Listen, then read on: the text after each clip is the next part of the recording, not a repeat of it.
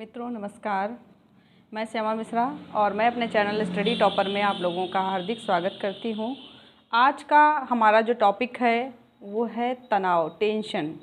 आज का जो टॉपिक हमने रखा है, सेलेक्ट किया है, वो है क्या है? तनाव है, टेंशन है। हम लोग समायोजन पढ़ रहे थे, समायोजन की विधियाँ पढ़ी थी, प्रत्यक्ष अप्रत्यक्ष विधियाँ पढ़ी थी और उसके बाद हम लोगों ने कुसमायोजन पढ़ा था। कुसमायोजन के कुछ तत्व पढ़े थे जिनकी वजह से कुसमायोजन जो है वो होता है। उन तत्वों में प्रमुख 5 तत्व थे जिसमें तनाव था, कुंठा थी, द्वंद्व था, दबाव था और दुश्चिंता या चिंता थी। 5 ऐसे तत्व हैं या 5 ऐसे प्रबल कारक हैं जो कि कुसमायोजन के लिए जिम्मेदार होते हैं। तो उनमें से कल हम लोगों ने द्वंद्व पढ़ा था। महत्वपूर्ण प्रश्न है, द्वंद्व से प्रश्न आते हैं और कम से कम 1 नंबर का क्वेश्चन लगभग ही मान के चलिए कि द्वंद्व एक छोटा सा टॉपिक है और इससे 9 प्रश्न अभी तक बन चुके हैं, जिसमें 3 प्रश्न रीट से बने हैं और 5 जो प्रश्न हैं वो टैट से और सीटेट की परीक्षाओं में पूछे गए हैं। टॉपिक बहुत छोटा है लेकिन प्रश्न इससे 1 नंबर का आ जाता है। उसी सीरीज़ में आज का जो हमारा टॉपिक है वो है तनाव, जिसको हम लोग टेंशन बोलते हैं, कि आखिर तनाव उत्पन्न कैसे होता है और इसके दुष्परिणाम क्या होते हैं और इससे कैसे बचा जाए। क्योंकि आज की जो हम लोगों की लाइफस्टाइल है, हम लोगों की जो जीवन शैली है, उसमें लगभग ऐसा कोई दिन नहीं जाता होगा जिस दिन हम लोगों को तनाव ना हो। अच्छा, हम लोगों ने अभी जब प्रेरणा पढ़ा था उसमें हम लोगों ने तनाव को पढ़ा था। उसमें देखिए कि तनाव उत्पन्न कैसे होता है, आखिर तनाव जो है वो शुरू कैसे होता है, कैसे हमारे दिमाग में तनाव आता है।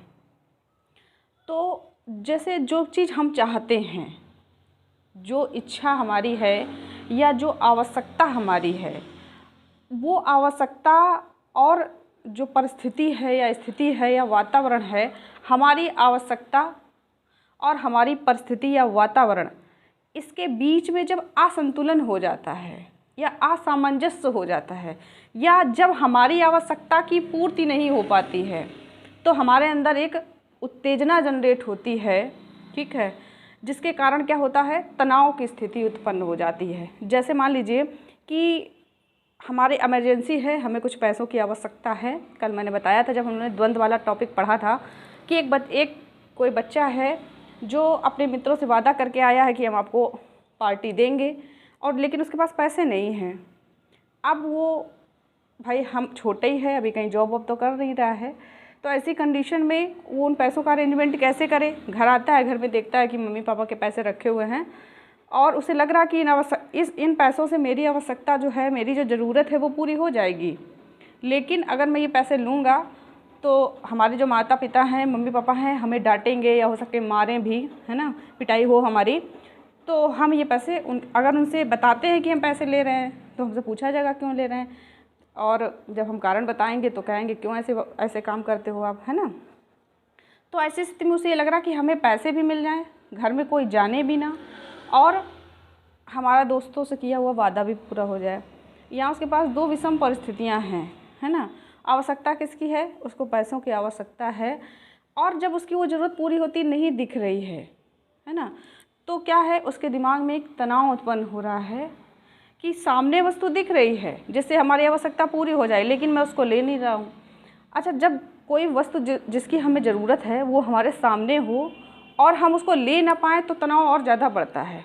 और एक चीज़, तनाव की एक कंडीशन आपको बताएं कि जिस आवश्यकता के कारण तनाव उत्पन्न होता है, जिस आवश्यकता के कारण तनाव उत्पन्न होता है, जब तक उस आवश्यकता की पूर्ति नहीं हो जाएगी तब तक तनाव जो है वो कम नहीं होता है। तनाव की एक कंडीशन है कि जब तक आवश्यकता की पूर्ति नहीं हो जाएगी तब तक तनाव जो है वो कम नहीं हो सकता है।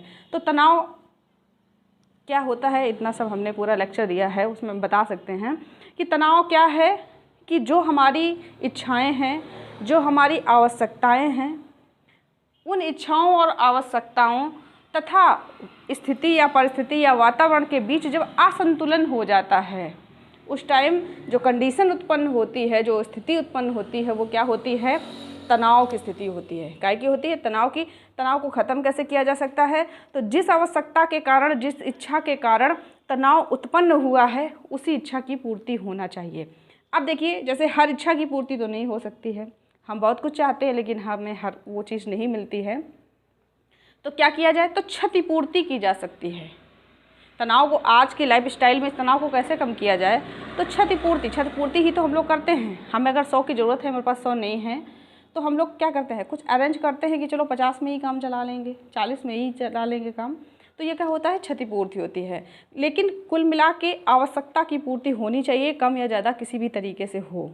तो तनाव क्या है कि हमारी जो इच्छा है और प्लस जो हमारी परिस्थिति है या स्थिति है या वातावरण है, इसके बीच जब संतुलन गड़बड़ा जाता है या असंतुलन हो जाता है, तो ऐसे में जो स्थिति उत्पन्न होती है वो क्या होती है? तनाव उत्पन्न होता है। तनाव है क्या? एक मानसिक दशा है प्लस शारीरिक दशा भी है। अगर आप इस मतलब तनाव में हैं, टेंशन में हैं, तो आपका शरीर और मस्तिष्क के बीच में असंतुलन होने लगता है। मतलब तुम्हारा मस्तिष्क जो कुछ कहेगा, तुम्हारा शरीर कुछ काम करेगा, है ना।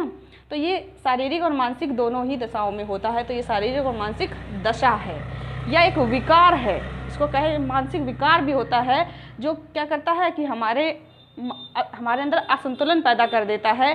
पहली कंडीशन में तो हमारे शारीरिक और मानसिक कंडीशन में असंतुलन कर देता है, और दूसरा हमारे और वातावरण के बीच में असंतुलन पैदा कर देता है। क्या? तनाव। अगर हम तनाव में हैं तो हमें कोई भी वस्तु, चाहे वो खाने पीने से रिलेटेड हो, चाहे घर परिवार हो, चाहे जो हो, मुझे वो अच्छी नहीं लगेगी यार अगर मैं तनाव में हूँ, है ना। ये कंडीशन सभी के साथ में होती है कि अगर आप स्ट्रेस में हो, तनाव में हो, तो किसी भी प्रकार की कोई भी वस्तु आपको शांत नहीं कर सकती। शांत आपका तनाव वही कम करेगा जिस कारण आपका तनाव उत्पन्न हुआ है। तनाव की ये कंडीशन है। आइए समझते हैं तनाव को। तो देखिए, तनाव क्या है? एक शारीरिक तथा मानसिक दशा है। क्या है? शारीरिक तथा मानसिक दशा है जो हमारे अंदर उत्तेजना और असंतुलन पैदा करती है। क्या करती है? उत्तेजना और असंतुलन पैदा कर देती है। जैसे देखते हैं हम, जैसे हमें भूख लगी है, समझते हैं, जैसे हमें भूख लगी है, और भूख क्या है? हमारी आवश्यकता। भूख क्या है? हमारी भोजन क्या है? हमारी आवश्यकता है। भूख लगी है और आवश्यकता किसकी है? भोजन की है। अब हम भोजन हमें मिल नहीं रहा, तो हमारे अंदर उत्तेजना जनरेट हो रही है, और ये उत्तेजना इतनी तीव्र होती है, जितनी जैसे जैसे उत्तेजना बढ़ती जाएगी वैसे वैसे भोजन की चाह और बढ़ती जाएगी। जैसे जैसे उत्तेजना शरीर में बढ़ेगी वैसे वैसे भोजन की चाह और ज़्यादा बढ़ेगी, और ऐसी कंडीशन में क्या होता है? फिर यहाँ पे तनाव उत्पन्न हो जाता है। क्या हो जाता है? तनाव उत्पन्न हो जाता है। ठीक है। हमारी आवश्यकता है कि हमें भूख लगी है, और हमारी आवश्यकता क्या है? कि हमें भोजन मिले, और जब तक हमारी इस आवश्यकता की पूर्ति नहीं होगी, तब तक हम किस कंडीशन में रहेंगे? तनाव के कंडीशन में रहेंगे। और जैसे ही हमें भोजन के रूप में कुछ भी मिल जाएगा, वैसे ही हमारी आवश्यकता की पूर्ति हो जाएगी, और तनाव जो है वो कैसा हो जाएगा? रिड्यूस हो जाएगा, यानी कम हो जाएगा। तो तनाव उत्पन्न कैसे होता है? हमारी आवश्यकताओं के कारण होता है। ख़त्म कैसे होता है? आवश्यकता पूर्ति पर ख़त्म होता है। ठीक है। जैसे हमने प्लान बनाया, या हमें इमरजेंसी कहीं जाना पड़ गया, अटेंडम, या प्लान के थ्रू हम कहीं जा रहे हैं कि सुबह 4 बजे की ट्रेन है, बाई चांस हमने अलार्म लगाया, अलार्म नहीं बजा, या कोई फिजिकल कंडीशन हो गई, हम नहीं उठ पाए सो करके, और मेरी ट्रेन जो है वो छूट गई। अब क्या होगा? उस जगह जाना आपकी आवश्यकता थी और आप पहुंच नहीं पाए, इसके कारण आपके अंदर उत्तेजना जनरेट हुई, जो तनाव का कारण है। ठीक है। अब इतना हैवी तनाव जनरेट होगा कि यार मैं वहाँ पहुँच नहीं पाया, मेरा वहाँ जाना बहुत ज़रूरी था, अब बताओ मैं क्या करूँ। और जब तक आपकी इस आवश्यकता की पूर्ति नहीं होगी, पूर्ति हो या क्षतिपूर्ति हो, भाई पूर्ति और क्षतिपूर्ति में क्या अंतर है? या तो पूरा मिले और ना मिले तो कुछ तो मिले, जिससे कि उस आवश्यकता को शांत किया जा सके, जिससे तनाव जो है वो रिड्यूस हो, तनाव जो है वो कम हो जाए। तो अब आपकी ट्रेन मिस हो गई, आप नहीं जा पाए, ऐसी कंडीशन में आवश्यकता है आपकी वहाँ पर जाना। ठीक है। अब क्या होगा? अब इसकी आपको उसकी क्षतिपूर्ति करना पड़ेगा। क्षतिपूर्ति कैसे करेंगे? देखेंगे दूसरी कोई ट्रेन है, भले उसमें आपको रिजर्वेशन मिल रहा हो या ना, चलो जनरल से काम चला लेंगे, ठीक है, या चलो बाई बस चले जाते हैं, या चलो अपनी कार लेके चलते हैं, है ना। अगर आप कोई ऑप्शन निकाल लेते हो, और ऑप्शन कैसे निकालोगे? अगर आपकी सोच सकारात्मक है जो व्यक्ति जितना ज़्यादा सकारात्मक होगा अपनी समस्या का समाधान वो उतनी ज़्यादा जल्दी और कुशलतापूर्वक कर लेगा। तो जो लोग सकारात्मक होते हैं उनको तनाव भी कम होता है, जिनकी सोच सकारात्मक होती है उनको तनाव कम होता है, वो क्षतिपूर्ति कर लेते हैं उस समस्या की। क्षतिपूर्ति हुई नहीं कि आवश्यकता जो है आपकी ख़त्म हुई, आवश्यकता ख़त्म हुई तो तनाव भी ख़त्म हो गया। लाइफ स्टाइल ऐसी है, जीवन शैली ऐसी है कि हर व्यक्ति जो है उसकी सारी आवश्यकताएं पूरी नहीं हो सकती हैं, तनाव की कंडीशन उत्पन्न होती है और समझदारी इसी में है कि उसकी क्षतिपूर्ति कर ली जाए और तनाव को रिड्यूस कर दिया जाए। अगर तनाव अधिक समय तक आपके ऊपर रहता है या आपको तनाव लेने की आदत हो चुकी है तो ये समझ लीजिए बहुत जल्दी आप मानसिक रोगों के शिकार हो जाएंगे। तो हमेशा प्रयास करिए कि जिस समस्या के कारण आपको तनाव उत्पन्न हो रहा है, जो भी आपके मार्ग में बाधा उत्पन्न हो रही है जिसके कारण तनाव उत्पन्न हो रहा है, या जो आपकी आवश्यकता है जिसके कारण आपको तनाव उत्पन्न हो रहा है, इसकी पूर्ति या इसकी समाधान किया जाए जिससे तनाव को रिड्यूस किया जाए। ठीक है, चलिए आगे देखते हैं, डेफिनेशन देखते हैं। गेट्स व अन्य ने क्या कहा है कि तनाव असंतुलन की दशा है। तनाव क्या है? असंतुलन की दशा है, जब हमारे और पर्यावरण के बीच में, हमारे और परिवेश के बीच में, हमारी इच्छाएं और परिवेश के बीच में असंतुलन हो जाता है तो क्या उत्पन्न होता है? तनाव। तो तनाव क्या है? असंतुलन की दशा है जो प्राणी को अपनी उत्तेजित दशा का अंत करने के लिए, प्रेरित करता है। तनाव का एक कंडीशन और भी है कि जिस कारण तनाव उत्पन्न हुआ है, जिस इच्छा के कारण तनाव उत्पन्न हुआ है, जिस आवश्यकता के कारण तनाव उत्पन्न हुआ है, तो तनाव ये तब तक कायम रहेगा जब तक आप उस आवश्यकता की पूर्ति नहीं कर लोगे। पूर्ति करो या क्षतिपूर्ति करो, कुछ भी करो, जो आप करोगे, चाहे पूर्ति करो या क्षतिपूर्ति करो, जब आप कर लेंगे उसी समय आपका तनाव जो है वो रिड्यूस हो जाएगा। ठीक है, तो तनाव क्या है? असंतुलन की एक दशा है, एक मानसिक विकार है। ठीक है, चलिए आगे देखते हैं। देखिए तनाव उत्पन्न कैसे होता है, ऐसे कौन से कारण हैं जिनके कारण तनाव उत्पन्न होता है। तो सबसे पहला जो कारण है तनाव उत्पन्न होने का, तनाव कोई आनुवांशिक नहीं होता है, वंशानुक्रम के तहत नहीं आता है। तनाव क्या होता है? वातावरण में रहकर ही उत्पन्न होता है, हमारी गलत जीवन शैली के कारण उत्पन्न होता है। ठीक है, तो सबसे पहला जो इसका कारण होता है वो तो क्या है कि गलत जीवन शैली है ना, जो हमारे जीवन जीने का जो तरीका है इसके कारण ही तनाव की स्थिति जो है वो उत्पन्न होती है। ठीक है, देखिए उसके बाद अगला एक कारण जो है वो क्या है? भौतिक कारण। क्या है? भौतिक कारण देखते हैं। तो भौतिक कारण में आ जाते हैं जैसे बाढ़, अकाल, सूखा, भूकंप। ठीक है, या कोई प्राकृतिक आपदा जैसे कोरोना आ गया, अभी कोरोना आ जाता, चक्रवात आ जाते हैं, है ना। कोरोना कैसी है? एक प्राकृतिक आपदा ही तो है ना, प्रकृति के द्वारा ही उपजी हुई है, जिसके कारण क्या हुआ? कितने लोगों की नौकरियां चली गई, कितने लोगों के व्यवसाय बंद हो गए हैं, कितने लोग कर्जे में डूब गए हैं।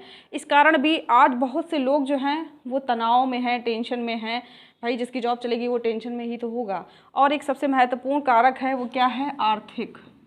जब व्यक्ति के पास धन नहीं होता है तो तनाव और अधिक उत्पन्न होता है, क्योंकि आवश्यकताएं जो हैं वो घटने का नाम नहीं ले रही हैं, जैसी हम लोगों ने जीवन शैली बना रखी है अपनी। ठीक है, जैसे कोई व्यक्ति है अगर वो 50,000 रुपये महीने कमा रहा है और उसी हिसाब से उसके खर्चे मैनेज हो गए। अब इस कोरोना काल में अगर उसकी जॉब चली जाती है या बाढ़ आ जाती है, उसका घर नष्ट हो जाता है, अकाल पड़ गया, उसके पास खाने के लिए नहीं है, भूकंप में घर टूट गया, सूखा पड़ गया, या कोई भी प्राकृतिक आपदा आ गई, ऐसी कंडीशन में जब उसके पास न तो रोजगार है, न घर है, न खाने को है, तो क्या होगा? स्ट्रेस पैदा नहीं होगा, तनाव तो उत्पन्न होगा कि अब भोजन का अरेंज कैसे किया जाए, कपड़ों का अरेंज कैसे किया जाए, बच्चे कैसे पढ़ेंगे। तो ये सब क्या है? तनाव का एक कारण है। क्या है? भौतिक कारण। दूसरा कारण है सामाजिक कारण। अब देखिए हम भारत में रह रहे हैं, भारत कैसा है? लोकतंत्रात्मक देश है ना। यहाँ हर व्यक्ति को स्वतंत्रता है, अपना कार्य करने की, अपना व्यवसाय करने की, अपना जीवन जीने के पूरा अधिकार है। अब ऐसे में क्या होता है भाई, समाज जो है वो प्राचीन काल से भी चला आ रहा, अभी भी समाज है। समाज में अगर आप रहते हो, क्योंकि समाज जो है वो व्यक्तियों से बना है और व्यक्ति जो है वो कहाँ से बना है? समाज से बना है। समाज और व्यक्ति एक दूसरे के पूरक हैं। जैसे एक कुशल और शिक्षित व्यक्तियों से एक अच्छे समाज का निर्माण होता है, वैसे अच्छे समाज से एक अच्छे व्यक्ति का निर्माण होता है। ठीक है, अब समाज में अगर हम रहते हैं तो समाज के कुछ नियम भी होंगे, समाज के कुछ नियम हैं, समाज में कुछ आदर्श हैं। ठीक है, समाज के कुछ मूल्य हैं, कुछ परंपराएं हैं, कुछ मान्यताएं हैं। अब इनको, अगर आप सामाजिक प्राणी हैं तो आपको इनको मानना पड़ेगा। अब आज की लाइफ स्टाइल कैसी हो गई है कि हम अपनी जीवन में किसी दूसरे का इंटरफियर बर्दाश्त नहीं करते हैं कि कोई दूसरा मेरे जीवन में दखल दे, जबकि हम ये भूल जाते हैं कि हम एक सामाजिक प्राणी हैं। अगर आप समाज के नियमों का उल्लंघन करेंगे तो समाज जो है वो आपके ऊपर उंगली उठाएगा या टीका टिप्पणी जरूर करेगा। तो ऐसी कंडीशन में भी क्या है, हमारे अंदर तनाव उत्पन्न होता है। ठीक है, जैसे एक शहर का कैंडिडेट मान लीजिए, उसका रात को 12 बजे तक जगने का जो आदत है कि वो रात को 12 बजे तक भाई मार्केटें खुली रहती है, वो घूमते हैं। अगर ऐसी कंडीशन में वो गांव में आ जाते हैं और गांव में वो 12 बजे कहीं से घूम के आ रहे, तो लोग अरे फलाने का लड़का कहाँ जा रहा था, या उनकी बिटिया कहाँ से आ रही है, उनकी बहू कहाँ गई थी। तो ऐसी कंडीशन में क्या होता है, अरे इनको तनाव उत्पन्न होता है कि इनको क्या मतलब, लेकिन मतलब है क्योंकि हम क्या हैं, एक सामाजिक प्राणी हैं। समाज के नियमों को, आदर्शों को, जो हमारे यहाँ की परंपराएं हैं, उन चीज़ों को हमें मानना पड़ेगा। अब जैसे आज की जनरेशन होती है, उन्होंने कहा कि हमारे समय में त्योहारों पर ये बनता था या शादियों में ये रीति रिवाज होता था। आज लोग अरे ये सब पुरानी बातें हैं, अरे इन सबको नहीं मानते हैं। तो उस जगह कह देते अरे तुम ज़्यादा पढ़ के अंग्रेज आए हो। तो क्या होता है, हमारे मस्तिष्क में एक तनाव उत्पन्न हो जाता है, जबकि ये गलत चीज़ है। आप ये समझिए कि अगर आप समाज में रह रहे हो तो समाज के कायदे कानून आपको मानने पड़ेंगे। तो सामाजिक कारण भी हो सकते हैं। अगला है शारीरिक कारण। अब जैसे हमारी विकलांगता है, विकलांगता अगर हम शारीरिक रूप से, अगर कोई व्यक्ति अंधा है, ठीक है, तो अगर वो अंधा है तो एक चीज़ है कि वो इस सुंदर संसार को नहीं देख सकता है। ये उसको क्या इस चीज़ का ये चीज़ महसूस नहीं होती होगी, या उसके अंदर क्या इच्छा नहीं होती होगी कि हम भी देखें कलर कैसे होते हैं, रंग कैसे होते हैं, पेड़ पौधे कैसे होते हैं, पशु पक्षी कैसे होते हैं। क्या उसको देखने की इच्छा नहीं होती है? होती है ना। कोई बहरा है तो क्या उसको संगीत सुनने का मन नहीं होता है? कोई गूंगा है तो वो नहीं चाहता कि मैं बोलूँ, मेरी बात कोई समझे। ठीक है, या कोई हाथों पैरों से विकलांग है, तो जिस भी चीज़ का अभाव है हमारे पास, क्या उससे रिलेटेड व्यक्ति के अंदर इच्छाएं नहीं होती हैं? और अगर इच्छाएं होती हैं तो सीधी सी बात, अगर इच्छा है, इच्छा की पूर्ति नहीं होगी तो तनाव होगा। उसी बात जैसे वाणी विकार आता है, कोई हकलाता है, कोई उतलाता है, ठीक है, तो ये वाणी विकार होता है। वाणी विकार या वाणी दोष की वजह से भी हम क्या है, समाज में सामंजस्य नहीं कर पाते हैं। इसकी वजह से भी क्या होता है, तनाव उत्पन्न होता है। तो ये तो हो गए शारीरिक कारण। या कोई शारीरिक बीमारी है, बहुत दिनों से हम बीमारी से जूझ रहे हैं, ऐसी कंडीशन में भी कि यार मैं अब कहीं जा नहीं पाऊँगा, पता नहीं मैं बचूंगा कि नहीं बचूंगा, या मेरे साथ क्या होगा क्या नहीं होगा, मैं ठीक हूँगा नहीं होगा, ये क्या है, सब तनाव के कारण हैं। अगला है विरोधी इच्छाएं। जब हमारे अंदर दो विरोधी इच्छाएं जनरेट होती हैं, ठीक है, किसी चीज़ को, जैसे मान लीजिए मार्कर है, एक मन कहता है इसको ले, दूसरा मन कहता नहीं ये मेरा नहीं है। एक मन कहता नहीं ले लो, या किसी का भी हो, दूसरा कहता अरे नहीं लेंगे यार, ये मेरा नहीं है, या मैं इसको नहीं ले सकता हूँ, या मेरे पास बजट नहीं है। तो ऐसी कंडीशन में भी क्या होता है, द्वंद्व की स्थिति होती है, जिसमें क्या उत्पन्न होता है, तनाव उत्पन्न होता है। तो विरोधी इच्छाओं की वजह से भी तनाव उत्पन्न होता है। अब कहीं आपको जाने का ऑफर मिल गया, भाई आपके दोस्त कह रहे हैं चलो घूम के आते हैं, आपका मन है घूमने का, लेकिन जेब में नहीं है पैसे। अब दो विरोधी इच्छाएँ तो हैं कि एक तरफ नकारात्मक है, दूसरी तरफ सकारात्मक है। द्वंद्व कल पढ़ाया था कि आप द्वंद्व में फंसे हो। कौन सा द्वंद्व है यहाँ पर, उपागम और परिहार, एक सकारात्मक एक नकारात्मक। तो जब विरोधी इच्छाएं होती हैं, इसके कारण भी तनाव उत्पन्न होता है। अगला है व्यक्तिगत कारण में देख लीजिए, या मानसिक कारण देख लेते हैं। व्यक्तिगत कहें या मानसिक कह सकते हैं। मानसिक में देखिए, हमारे जो संवेग होते हैं, यानी हमारे जो इमोशन हैं, हमारी भावनाएं हैं, हमारे जो संवेग हैं, भाई कोई हर व्यक्ति जो है, एक यहाँ आगे मैं लिख रही हूँ व्यक्तिगत भिन्नता। व्यक्तिगत भिन्नता क्या है कि हम शारीरिक, मानसिक, सामवेगिक रूप से एक दूसरे से कैसे होते हैं, अलग होते हैं। तो सबके अंदर संवेग तो वही है, लेकिन मात्रा जो है वो अलग अलग। कोई बहुत ज़्यादा खुश हो लेता है, कोई बहुत ज़्यादा खुशी में भी बहुत ज़्यादा खुश नहीं हो पाते हैं। कोई बहुत ज़्यादा दुख में बहुत दुखी हो लेता, कोई उतना दुखी भी नहीं हो पाता है। तो ये हमारे अंदर के क्या है, संवेग है। संवेग होते सभी के अंदर हैं, 14 मूल प्रवृत्तियां हैं, सभी के अंदर हैं, लेकिन मात्रा कैसी होती है, कम ज़्यादा होती है। तो तनाव की स्थिति भी जो है वो सकारात्मक और नकारात्मक में डिवाइड है। जो जितना सकारात्मक होगा तनाव की स्थिति उतना कम होगी, जो जितना नकारात्मक होगा तनाव की स्थिति उतना ज़्यादा होगी। तो हमारे संवेग, हमारी भावनाएं, हमारी मूल प्रवृत्तियाँ, इनके कारण भी जो तनाव उत्पन्न हो सकता है। हमारी मानसिक कारण या हम मेंटल रूप से बीमार हैं या कोई भी मानसिक समस्या है उसके कारण भी तनाव की स्थिति उत्पन्न होती है। और सबसे बड़ी बात है आज के युग में जो हमारी जीवन शैली है, जहाँ हमारी आमदनी कम है, हमारे खर्चे ज़्यादा हो रहे हैं, ठीक है, हमारे अंदर क्षमता उतनी नहीं है, क्षमता से ज़्यादा वर्क प्रेशर हम लोग ले रहे हैं, हमारे अंदर नहीं उतनी योग्यता है कि हम किसी भी सेक्टर में, जब मान लीजिए मेरे अंदर योग्यता नहीं है कि हम एक संगीतकार बने या गीतकार बने या कवि बने या लेखक बने या चित्रकार बने, लेकिन किसी के प्रेशर में, माता पिता का प्रेशर हो, है ना, या समाज का प्रेशर हो कि भला का लड़का ये बन गया, मेरे दोस्त ये बन गए, उस कारण अगर हम कोई ऐसा रास्ता अपना लेते हैं जिसमें हम दूसरों को देख करके उसको कॉपी करते हैं, उसके अनुसार जो वो बन रहा वो हम बनने जा रहे हैं। अपनी क्षमता का, अपनी योग्यता का आकलन नहीं किया है कि हमारे अंदर कौन सा गुण है। विपरीत गुण का, विपरीत दिशा का चुनाव अगर हम करते हैं तो ऐसी स्थिति में भी तनाव उत्पन्न होता है, ठीक है। तो ये क्या हुए, तनाव उत्पन्न होने के कारण। देखिए अब प्रश्न आता है कि तनाव को कम कैसे करें, ठीक है। तो हमने कहा कि तनाव की या तो आप पूर्ति करिए, जिस आवश्यकता के कारण तनाव उत्पन्न हुआ है उस या तो आवश्यकता की पूर्ति करिए या क्षतिपूर्ति कर दीजिए, एवरेज में कर दीजिए, कुल मिला के आवश्यकता की पूर्ति हो जिससे तनाव कम हो जाए। तो कुछ विधियां हैं, देख लेते हैं। दो प्रकार से तनाव को कम किया जा सकता है, दो प्रकार की विधियां हैं। पहली हैं प्रत्यक्ष विधियां और दूसरी हैं अप्रत्यक्ष विधियां। पहली है प्रत्यक्ष विधियां और दूसरी कौन सी हैं, अप्रत्यक्ष विधियां हैं। प्रत्यक्ष विधियां जिनमें हम चेतन रूप से कार्य करते हैं, कैसे करते हैं, चेतन रूप से, कॉन्शियस माइंड के थ्रू काम करते हैं। और अप्रत्यक्ष विधियां जिनमें हम अचेतन रूप से कार्य करते हैं, कैसे करते हैं, अचेतन रूप से कार्य करते हैं। देखिए प्रत्यक्ष विधियों में क्या होता है, चेतन मतलब जिसमें हम पूरे होशो हवस में होते हैं, जानबूझ करके स्वतः संज्ञान के तहत हम इस पे कार्य करते हैं। और ये कैसे होती है, अप्रत्यक्ष अचेतन होती है, जिसपे हमारा कोई जोर नहीं होता है। देखिए चेतन विधियों में पहली विधि है आपकी बाधा निराकरण, ठीक है। कौन सी है, बाधा निराकरण या समस्या समाधान विधि, ठीक है। बाधा निराकरण यानी आपके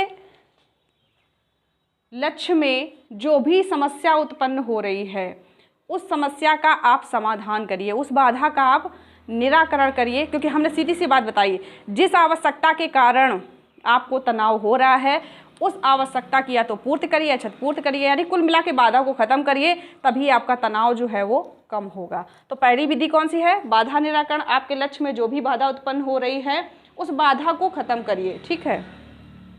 दूसरी विधि कौन सी है कि अन्य उपाय की खोज करिए। जैसे मान लीजिए आप जो भी तरीका अपना रहे हैं अपनी समस्या समाधान का, अपना आवश्यकता पूर्ति की, अगर उसके थ्रू आपकी आवश्यकता पूरी नहीं हो पा रही है तो कोई और तरीका अपनाइए, कुल मिला के आवश्यकता की पूर्ति कीजिए, समस्या का समाधान करिए, बाधा का निराकरण करिए। अगला है लक्ष्य का प्रतिस्थापन। जैसे मान लीजिए आप तैयारी प्राइमरी टीचर बनने की कर रहे हो और आप नहीं, अगर उसको प्राइमरी टीचर नहीं बन पा रहे हो, या जिस भी परीक्षा की आप तैयारी कर रहे हो या जो भी व्यवसाय कर रहे हो अगर उस पर सफल नहीं हो पा रहे हो तो अपना व्यवसाय बदलिए। या आपने जो टारगेट लगाया है, आपका अगर शिक्षक बनने में कोई समस्या आ रही है, प्राइमरी का शिक्षक बनने में समस्या आ रही है तो जूनियर का ट्राई करिए, जूनियर में समस्या आ रही तो आगे LT वगैरह का ट्राई करिए, TGT PGT देखिए, है ना। तो आगे कुल मिला के अपना जो टारगेट है, जो लक्ष्य है, लक्ष्य बदलिए। पहले में क्या है कि लक्ष्य के मार्ग में जो समस्या आ रही है उसका समाधान करिए, एक तरीके से ना हो तो दूसरे तरीके से करिए, अन्य उपाय की खोज करिए।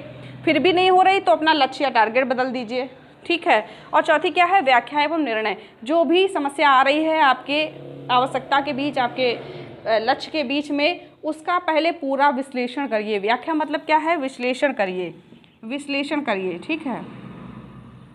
यानी देखिए कि कैसे उत्पन्न हो रही है, क्या क्या कारण हैं और कैसे उनका निराकरण किया जाए। उसके बाद अंत में निर्णय लीजिए, सोच समझ कर निर्णय लीजिए।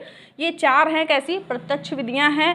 पहले बाधा निराकरण, दूसरे अनुपाय की खोज, तीसरा लक्ष्य का प्रतिस्थापन या विस्थापन भी कह सकते हैं, ठीक है।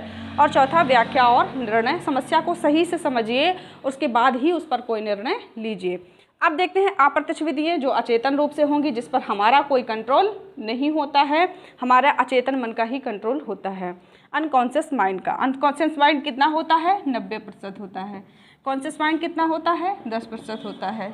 ठीक है, चलिए अचेतन मन के थ्रू जो ये अप्रत्यक्ष विधियाँ की चलाई जाती हैं जिनके कारण हमारे तनाव को कम किया जाता है, उसमें पहली विधि है शोधन।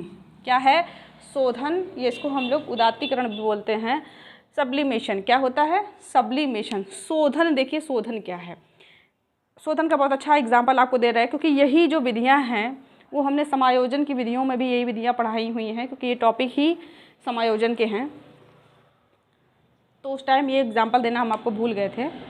हमारे यहाँ मेरे ही परिवार में एक लड़का है जो कि हमारे भाई के एज का है।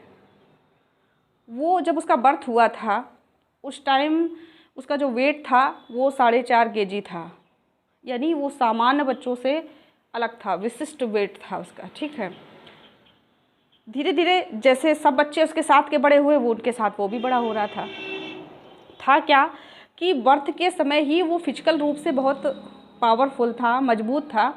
जैसे जैसे उसकी परवरिश तो अन्य बच्चों की अपेक्षा, कोई उससे 15 दिन छोटा, कोई उससे 15 दिन बड़ा, लेकिन उन सब में वो बड़ा लगता था। उसका जो मानसिक विकास था वो भी अन्य बच्चों से अलग था, डिफरेंट, शारीरिक और मानसिक रूप से दोनों तरीके से वो अलग था। मेंटल भी बहुत अच्छा था वो। तो वो करता क्या था कि वो बेचारा कभी समायोजन नहीं कर पाता था, क्योंकि वो हमेशा अपनी उम्र से बड़ा लगता था, वो हमेशा अपनी उम्र से बड़ी बातें करता था। तो और फिजिकल उसके पास मतलब जो शक्ति थी, पावर थी, वो बहुत ज़्यादा थी। तो हमेशा वो जो अपने साथ वाले बच्चे थे उनको मारता पीटता रहता था। विद्यालय में भी जाता तो वहाँ भी समायोजन नहीं कर पाता था। ठीक है, अभी भी आज की वर्तमान की कंडीशन बता रहे, जिस इस समय उसकी एज जो है वो 30-31 करीब है, अभी भी वो कुछ समायोजित हो चुका है ना। कुछ ऐसी कंडीशन उनके घर में हुई कि माता पिता का देहांत हो चुका है और अब उसके पास लगाम लगाने वाला कोई नहीं है ना। ऐसी स्थिति में वो जहाँ रहता है, अगर कोई व्यवसाय करता है, थोड़े दिन करने के बाद वहाँ भी मारपीट, लड़ाई झगड़ा, अभी भी फिजिकल रूप से बहुत मजबूत है वो। लेकिन क्या है, जो पढ़ने लिखने की एज थी वो ख़त्म हो गई, छोटी उम्र में जॉब करने लगा, ये छोड़ी वो पकड़ी, ये जॉब, ये व्यवसाय यही करता है। घर में आता है तो भाइयों से इतना ज़्यादा झगड़ा करता है कि एक दूसरे के सर फोड़ देता है। ठीक है, तो आए दिन थाना और कचहरी उसका आम काम हो गया है। आक्रामक है बहुत ज़्यादा, अब तो बहुत ज़्यादा नशा वशा का शिकार भी हो चुका है। अब देखिए ज़रा, जब उसका बर्थ हुआ था उस टाइम वो मेंटली और फिजिकली अन्य बच्चों से विशिष्ट था। ऐसी कंडीशन में उसको सही परवरिश की ज़रूरत थी ताकि वो समाज में समायोजन कर ले। ठीक है, नहीं हो पाया। शोधन का मतलब क्या होता है? उसके अंदर शारीरिक बल बहुत था, इसलिए वो आक्रामक था शुरुआत से। ठीक है, बच्चों को मारता पीटता था, साथ वालों को। तो ऐसी कंडीशन में शोधन किया जाना चाहिए था, यानी उसकी उस शक्ति को किसी दूसरी तरफ डाइवर्ट कर, जैसे भाग मिल्खा भाग में कर दिया गया था। ठीक है, भाग मिल्खा भाग या दंगल में कर दिया था कि वो जो आमिर खान की 2 लड़कियां थीं वो एक दिन किसी को मार पिटाई होंगी, उन्हें शिकायत की तुम्हारी लड़कियां देखो, हमारे लड़के खेलते उनके बीच में आ जाती हैं, या हमारे बच्चों को मारा। तो उनके अच्छा मेरी लड़कियां इतनी तेज़ हैं कि तुम्हारे लड़कों को मार आई हैं। उनका हाँ, तो बोले अच्छा इसका मतलब उनके अंदर ताकत है, पहलवानी में उतार दिया। तो ये क्या हुआ? शोधन हुआ। उसका भी शोधन होना चाहिए था। उसकी जिस हिसाब से पर्सनालिटी थी, जैसी उसकी मेंटल एबिलिटी थी, उसके हिसाब से उसको किसी डिफेंस वगैरह में जाना चाहिए था। अगर घर वाले सही गाइड करते तो वो उसमें जाता और अपनी शक्ति का भरपूर उसका यूज़ जो थी वो गवर्नमेंट कर पाती। उसका शोधन नहीं हो पाया। तो पहली चीज़ क्या है कि पहली जो अप्रत्यक्ष विधि है वो क्या है? शोधन है। ठीक है, सब्लिमेशन है कि आपके अंदर जिस कारण से तनाव उत्पन्न हो रहा है उसमें आप थोड़ा सा सुधार करिए कि हमारी ऐसी कौन सी आवश्यकता है, ऐसी कौन सी इच्छा है जिसके कारण हमें स्ट्रेस हो रहा है, तनाव हो रहा है। उस इच्छा की पूर्ति करिए या फिर उस इच्छा को बदलने का प्रयास करिए, उस आवश्यकता को बदलने का प्रयास करिए। ठीक है, अगला है पृथक्करण है। जिस कारण, जिस वस्तु के कारण, जिस व्यक्ति के कारण, जिस विचार के कारण आपको ज़्यादा तनाव उत्पन्न हो रहा है उससे अपने आप को अलग कर लीजिए। क्या करना है? अलग करना है, बिल्कुल अलग कर लीजिए। मान लीजिए जैसे घरेलू हिंसा होती है, ठीक है, जहाँ बेचारी महिलाएं जो हैं वो प्रताड़ित हो रही हैं, या पुरुष जो हैं वो ही आपस में इतना झगड़ा कर रहे हैं, पति पत्नी दोनों कलह में मरे जा रहे हैं, या भाई भाई मरे जा रहे हैं। तो ऐसी कंडीशन में क्या है, तनाव कम करने का बड़ा सरल उपाय बहुत बढ़िया है कि पृथक्करण कर लीजिए। यानी आप उस स्थिति से अपने आप को बाहर निकाल लीजिए, उस जगह को छोड़ दीजिए, उस व्यक्ति को छोड़ दीजिए, उस विचार को छोड़ दीजिए जिससे आपको तनाव उत्पन्न हो रहा है। ठीक है, अगला देखिए, प्रत्यावर्तन या प्रतिगमन। प्रत्यावर्तन या प्रतिगमन मैंने बताया था। प्रतिगमन क्या होता है कि अपनी आयु से पीछे चले जाना। क्या होता है? अपनी आयु से पीछे चले जाना। आज की जो वर्तमान सिचुएशन है जिसमें हमको तनाव ज़्यादा हो रहा है, उसका मुख्य कारण क्या है? भाई किसी ने मुझसे कोई बात कह दी, सामाजिक प्राणी हैं, समाज में रहते हैं, अभी मैंने बताया था सामाजिक कारण, किसी ने कुछ कह दिया, उसको लेके इशू बना लिया, ठीक है, और सभ्यताएँ नष्ट हो जाएँ एक जरा सी बात की वजह से। तो ऐसा नहीं होना चाहिए। यहाँ थोड़ा सा प्रतिगमन के नियम को फॉलो करना चाहिए, प्रतिगमन विधि को फॉलो करना चाहिए। बच्चे कैसे कही हुई बात को भूल जाते हैं, आप भी भूल जाइए, तनाव अपने आप कम हो जाएगा, ठीक है। अगला देखिए, दीवा स्वप्न या कल्पना तरंग। कभी कभी क्या होता है कि जो इच्छाएँ हैं, हमारी जो आवश्यकताएँ हैं, उनको हम साकार रूप से पूरा नहीं कर पाते हैं, यानी उनको हम कर ही नहीं पाएंगे या हमारी क्षमता से बाहर हैं। तो क्या है, कल्पना के रूप में या ख्याली पुलाव के रूप में ही हम पूरा विचार कर लेते हैं कि हाँ, मान लीजिए हमें कोई कार है बहुत पसंद आई और उसको ख़रीदने की हमारी क्षमता नहीं है, हमारी औकात नहीं है। ऐसे विषय में अगर उसके विषय में सोच भी लेते हैं या दीवा स्वप्न में आ जाते हैं, कल्पना कर लेते हैं हैवी टाइप की कि हाँ मेरे पास गाड़ी है, हम गाड़ी में घूम रहे हैं, कम से कम तनाव तो कम हो रहा है, ठीक है। अगला है आत्मीकरण, आइडेंटिफिकेशन। क्या होता है? आइडेंटिफिकेशन। इसमें क्या होता है कि जो कुसमायोजित लोग होते हैं या असफल लोग होते हैं, जैसे हम अपने जीवन में सफल नहीं हो पाए हैं, तो हमें सफल होना है। अगर हम एक परीक्षा में असफल हो गए, पास नहीं हो पाए, तो हमें क्या करना है? सफल व्यक्ति से राय ले लेना चाहिए, किसी सफल व्यक्ति को फॉलो करना चाहिए कि उसने कैसे परीक्षा को क्रैक किया है, कैसे एग्ज़ाम में प्रदर्शन किया है, उसके आइडेंटिटी को, उसकी पहचान को अपनी पहचान बनाना, उसको फॉलो करना, उसका अनुकरण करना। क्या होता है? आइडेंटिफिकेशन होगा, जिससे आपकी समस्या का समाधान होगा और आपका तनाव जो है वो कम हो जाएगा। अगला है निर्भरता, ठीक है। क्या है? निर्भरता। अगर आप समझते हो कि कोई व्यक्ति ऐसा है जिसको आप अपनी बात बता सकते हो, अपनी समस्या बता सकते हो और वो समस्या का समाधान आपका करता चला आ रहा है, तो आप उस पर ट्रस्ट रखिए, विश्वास रखिए, ठीक है, और आप उस पर डिपेंड हो सकते हैं। वो आपके लिए कोई ना कोई सही मार्ग निकालेगा, लेकिन आप पहले जज कर लीजिए कि वो व्यक्ति ऐसा है जिस पर आप निर्भर हो सकते हो। अगर हो सकते हो तभी आप अपनी समस्या उसके ऊपर डालिए और उससे समाधान मांगिए। अगर नहीं है तो समय बर्बाद ना करिए, ठीक है। तो निर्भरता क्या होती है? डिपेंडेंस होता है। जब हम किसी दूसरे पर डिपेंड हो जाते हैं, वो व्यक्ति ऐसा है, जैसे मान लीजिए आप किसी शिक्षक पर ही डिपेंड हो कि हाँ मतलब मैम ऐसा पढ़ा रही हैं, सर ऐसा पढ़ा रहे हैं, हाँ ये जितना पढ़ाएंगे उतने मेरा हो जाएगा। तो ट्रस्ट रखिए, ठीक है। और पहले सबसे पहले तो कैंडिडेट को जज कर लीजिए, उसके बाद उसके ऊपर ट्रस्ट करिए और उसका अनुकरण करिए। आइडेंटिफिकेशन, ठीक है। तो ये 6 विधियाँ हो गई आपकी। उसके बाद आगे देखते हैं अप्रत्यक्ष विधियों में।